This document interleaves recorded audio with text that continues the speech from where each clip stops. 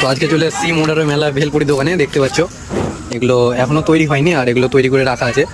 তো কাকু এগুলো কি দিয়ে তৈরি হয়? এগুলো ময়দা দিয়ে তৈরি। আচ্ছা, ময়দার কি কি লাগে? এতে চিনি দিই। আচ্ছা, এত এত সফট হয়ে যায়?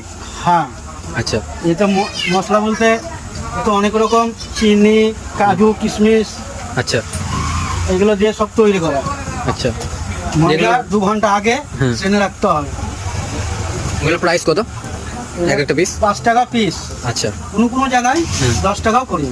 ও 5 টাকাটা পাড়া গ্রামের জন্য করা। হ্যাঁ, এটা কোন জায়গায় এখন হচ্ছে? এখন আমরা আছি মোড়ারই। মোড়ারই পশুহাট মেলা, তাই তো? হ্যাঁ।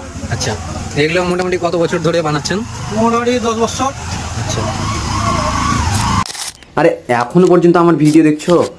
আরে ঝটপট করে চলে আসো আমাদের মুরারই পশুহাট মেলা, খুব এনজয় হবে গাইজ এখানে, সিরিয়াসলি বলছি। সো তাড়াতাড়ি আসো গাইজ।